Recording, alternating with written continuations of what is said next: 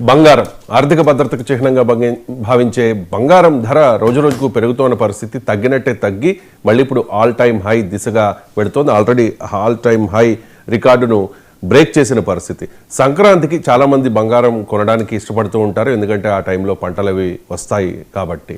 So సంక్రాంతికి 1,50,000కు చేరుకుంటుందనే అంచనాలు వ్యక్తమవుతూ ఉన్నాయి. ఏమంటారు ఎంజీరావు? అంటే ఇప్పుడు బంగారం రేటు చూస్తే మళ్ళీ అది తగ్గినట్టు తగ్గి మళ్ళీ పెరుగుతూనే కనిపిస్తుంది. ట్రెండింగ్ చూస్తే అది పెరుగుదలే ఉంది.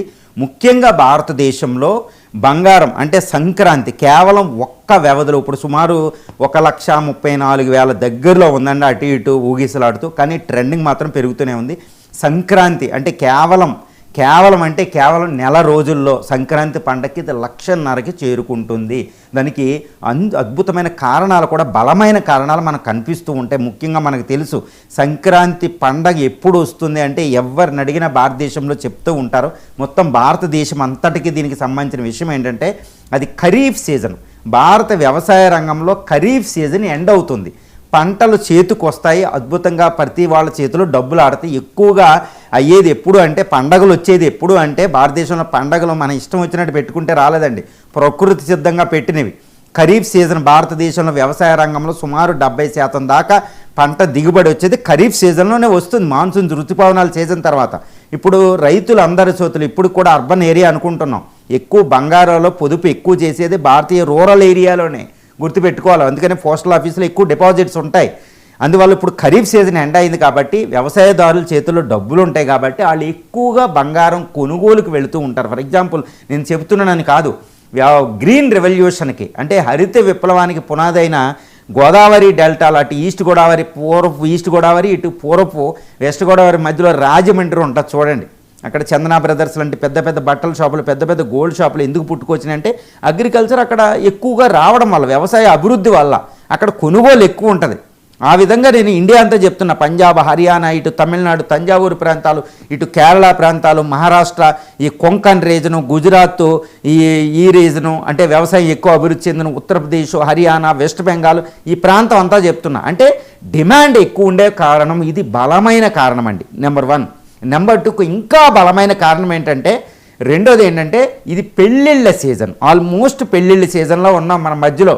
ఈ పెళ్ళిళ్ళ సీజన్లో ఎంత పేదరికం ఉన్నా వాళ్ళ ఇంటిలో ఒక స్త్రీని బయట ఇంకొకళ్ళ ఇంటికి పంపాలి అంటే ఏది ఇచ్చినా ఇవ్వకపోయినా బంగారం అయితే ఇస్తారు, తాళి కట్టుకుంటారు, అది బంగారం తాళితో ఇస్తారన్నమాట. అప్పులు చేసైనా కొనే టైం ఇదేనండి. కాబట్టి బంగారం డిమాండ్ ఇండియాలో తిరుగు లేకుండా ఎక్కువగా ఉంటుంది. దీంతోపాటు అంతర్జాతీయంగా యుద్ధాలు ఏం తగ్గలేదు. తర్వాత సెంట్రల్ బ్యాంకులు ఎక్కువ కొనుగోలు చేస్తున్నాయి. బ్రిక్స్ బ్యాంకులు ముఖ్యంగా ఇరాన్ నుంచి, ఇండియా నుంచి, చైనా నుంచి, పోలాండ్ ఈ దేశాలన్నీ ఎక్కువ బంగారం కొనుగోలు చేస్తున్నాయి. ఇంకా ప్రభుత్వమే బంగారం ఎక్కువ కొనుగోలు చేయడం అనేది 3వ రీజన్. తర్వాత యుద్ధ వాతావరణం 4వ రీజన్ అవుతుంది.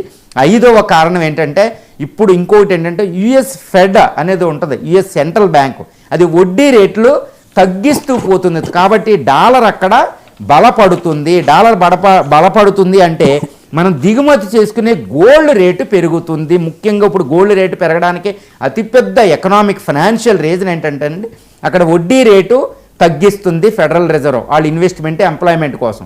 దీనివల్ల డాలర్ బలపడుతుంది. అది తర్వాత ఇండియాలో చూస్తే రూపీ వాల్యూ పడిపోతుంది. కాబట్టి మనం ఎక్స్పోర్ట్ ఈజీగా వెళ్తే చౌకగా, కానీ ఇంపోర్ట్స్ ముఖ్యంగా గోల్డ్ ఎక్కువ దిగుమతి చేసుకుంటున్నాం మనం. గోల్డ్ దిగుమతికి ఎక్కువ చెల్లించాల్సిన అవసరం ఉంది. కాబట్టి గోల్డ్ రేటు పెరుగుతుంది ఇండియాలో, గోల్డ్ రేటు తగ్గదు. ఎందుకంటే రూపీ వీక్ అవుతుంది, డాలర్ బలపడుతుంది. అక్కడ యుఎస్ ఫెడరల్ రిజర్వ్ కూడా వాళ్ళు ఇంట్రెస్ట్ రేట్ తగ్గించడం వల్ల డాలర్ బలపడుతుంది వరల్డ్లో. కాబట్టి ఇప్పుడు గోల్డ్ ఇంపోర్ట్కి ఎక్కువ పెడతాం కాబట్టి గోల్డ్ రేటు పెరుగుతూనే ఉంటుంది. ఇంకా 2-3 నెలలు ఇప్పటికే రూపీ వాల్యూ 90 రూపాయలు దాటి పడిపోయిందనమాట.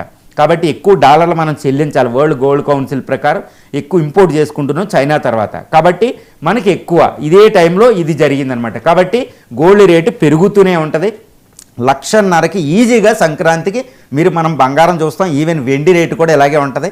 తర్వాత 2026 ఎండింగ్కి ఈ బంగారం రేటు 2.5 లక్షల నుంచి 3 లక్షలకి పెరిగే అవకాశాలు కూడా ఉన్నాయి. కాబట్టి గోల్డ్ మీద పొదుపు చేసుకుంటూనే ఉండండి. గోల్డ్ విషయంలో అమ్మడానికి ప్రయత్నం చేయకండి. ఎక్కడైనా తాకట్లు పెట్టుంటే ఇమీడియట్గా తీసుకోండి. మీరు తాకట్టు పెడితే మాత్రం పబ్లిక్ సెక్టర్ బ్యాంక్స్లోనే పెట్టండి. ముత్తూట్లు అలాంటి వాటిలో పెట్టారు అంటే వాళ్ళు వడ్డీలు డిఫరెంట్ ఉంటాయి. అది స్టోరీ ఎప్పుడైనా మాట్లాడుకోవచ్చు. వాళ్ళ దగ్గర పెట్టకండి. తాకట్టు పెడితే SBI ఇలాంటి పబ్లిక్ సెక్టార్ అండర్టేకింగ్స్ దగ్గర మాత్రమే పెట్టండి. లేదా మీ బంగారం విలువ వాళ్ళు తీసుకుంటూ ఉంటారన్నమాట. తర్వాత పొదుపు మాత్రం కడ్డీల రూపంలో బంగారం కొనాలి. ఇది కొనకూడదు. చాలా జాగ్రత్తగా ఉండాలి. బంగారాన్ని మాత్రం పోగొట్టుకోవద్దు. బంగారం కొంటూనే ఉండండి. ఇంకా దాని విలువ పెరుగుతూనే ఉంటుంది. According to world gold council ప్రకారం, ఎన్నో ఇంటర్నేషనల్ సర్వీస్ ప్రకారం, కొన్ని బ్యాంక్స్ ఫైనాన్షియల్ స్టేట్మెంట్స్ ప్రకారం బంగారం మీద పెట్టిన పెట్టుబడికే ఎక్కువ వస్తుంది రిటర్ను. FDs కంటే వాటికంటే ఈవెన్ స్టాక్ మార్కెట్ కంటే ఇదే స్థిరత్వం ఉంది. కాబట్టి బంగారం మీద పెట్టుబడి పెట్టి ఇంత రేటు ఉన్నా బంగారం కొనాలనే వాళ్ళకి చెప్పేది ఏంటంటే బంగారం కొనడమే ఇప్పటికీ ఉత్తమం. రైట్. ఇక